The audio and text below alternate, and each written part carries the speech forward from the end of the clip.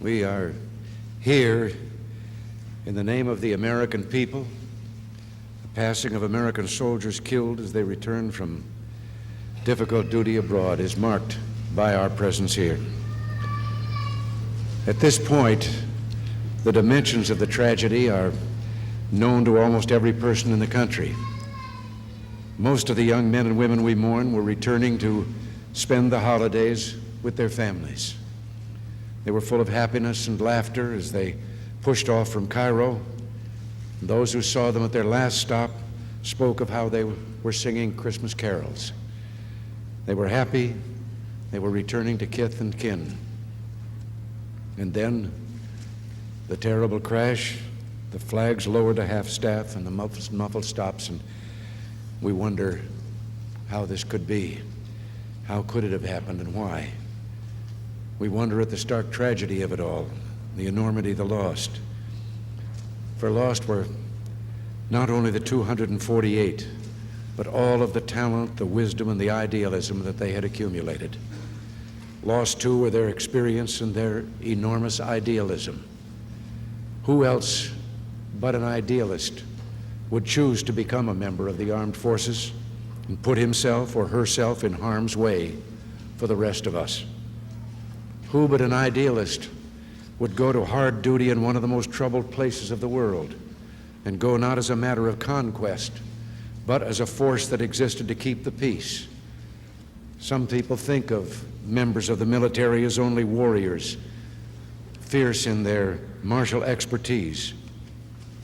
But the men and women we mourn today were peacemakers. They were there to protect life and preserve a peace, to act as a force for stability and hope and trust. Their commitment was as strong as their purpose was pure, and they were proud. They had a rendezvous with destiny and a potential they never failed to meet. Their work was a perfect expression of the best of the Judeo-Christian tradition.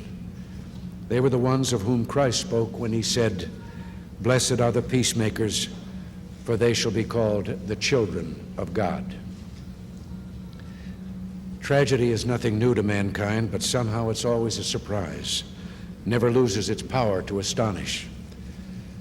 Those of us who did not lose a brother or son or daughter or friend or father are shaken nonetheless, and we all mourn with you. We cannot fully share the depth of your sadness, but we pray that the special power of this season will make its way into your sad hearts and remind you of some old joys.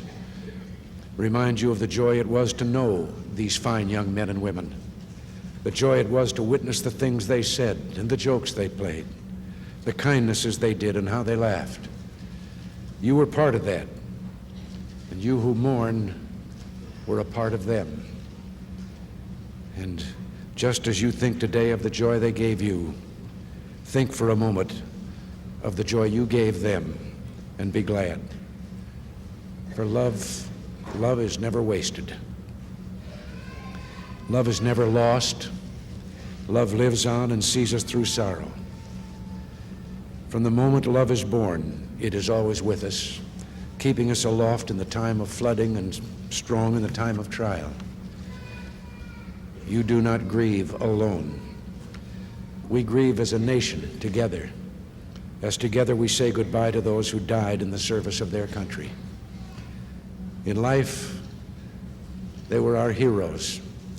In death, our loved ones, our darlings. They were happy and singing, and they were right. They were going home. And so we pray, receive, O Lord, into your heavenly kingdom the men and women of the 101st Airborne, the men and women of the great and fabled Screaming Eagles. They must be singing now in their joy, flying higher than mere man can fly, as flights of angels take them to their rest. I know that there are no words that can make your pain less or make your sorrow less painful. Oh, I wish there were.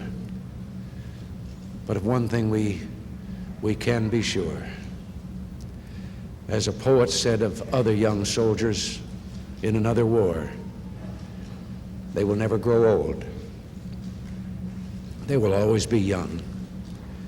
And we know one thing with every bit of our thinking: they are now in the arms of God. God bless you.